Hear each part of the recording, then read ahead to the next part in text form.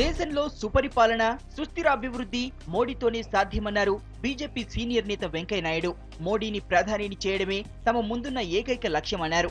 హైదరాబాద్ లో జరిగిన Modi for PM కార్యక్రమంలో వెంకయ్య పంచ్ డైలాగులు పేర్చారు. 2002లో జరిగింది దురదృష్టమైన సంఘటన. కరసేవకుల రైలు తగలబెట్టడం, ఆ తర్వాత జనం రెచ్చిపోవడం, ఇద్దరు మధ్య ఘర్షణ జరగడం, దాంట్లో హిందువులు చనిపోయారు, ముస్లింలు చనిపోయారు, హిందువులు కూడా చనిపోయారు.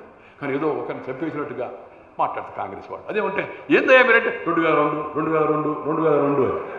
మరి ఏం దేశాలు అవినీతి 2002, అన్ఎంప్లాయ్మెంట్ 2002, బ్యాక్వర్డ్ ఏరియా డెవలప్మెంట్ 2002, అన్నిటికీ సమాధానం. మరి అంటే 1984 పాత విషయాలు ఎందుకుసారి మాట్లాడతారు. రాష్ట్ర విభజనపై తన మనసులోని భావాలన్నింటినీ బయటపెట్టారు వెంకయ్య. విభజనకు వ్యతిరేకమంటూ తనపై తప్పుడు ప్రచారం చేశారని కవర్ చేసుకునే ప్రయత్నం చేశారు. రాష్ట్ర విభజనకు తాను వ్యతిరేకం కాదని, హడావిడిగా విభజించడమే బాధిస్తోందన్నారు. జాతీయ పార్టీ అధ్యక్షుడిగా ఉన్నా కదా నేను. ఒక ప్రాంతానికి సంబంధించిన సమస్య తెలంగాణ విడిపోవాలని, తెలంగాణ కావాలని చెప్తున్నాను నేనే.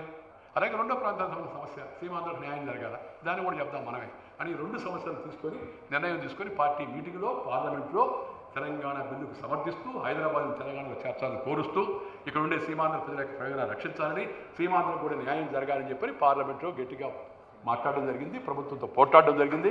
ప్రభుత్వాన్ని ఒప్పించి కొంతవరకు న్యాయం చేసే ప్రయత్నం చేయడం జరిగింది. ఐజీ వచ్చి కలిశాడు. ఐజీ వచ్చి చెప్పాడు, సార్ పరిస్థితి తీవ్రంగా ఉంది సార్ అని. మంచిదనయ్యా, మిమ్మల్ని మానవ బాంబు పెట్టి పేరు చేస్తామని చెప్తున్నారు సార్, మా దగ్గర ఇన్ఫర్మేషన్ ఉంది. పొత్తులపై తన పర్సనల్ ఇంటెన్షన్ ఏమీ లేదన్నారు.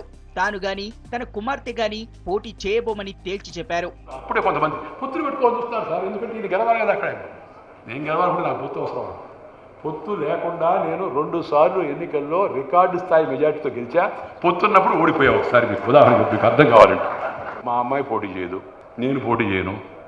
నేను పెట్టుకునేది ఒకటే, పార్టీని ముందుకు తీసుకెళ్ళాలి, పార్టీని ఢిల్లీలో గెలిపించాలి, మోడీ ప్రధానమంత్రి కావాలి, ఈ దేశ సమస్యల పరిష్కారం కావాలనే ఉద్దేశంతో తిరుగుతుంటాం. మోడీ ఫర్ పీఎం కార్యక్రమానికి తెలంగాణ బీజేపీ అధ్యక్షుడు Kishan Reddy, MP Piyush Goyal, party senior నేత దత్తాత్రేయ, పలువురు పారిశ్రామికవేత్తలు, రిటైర్డ్ ఐపీఎస్, ఐఏఎస్లు హాజరయ్యారు.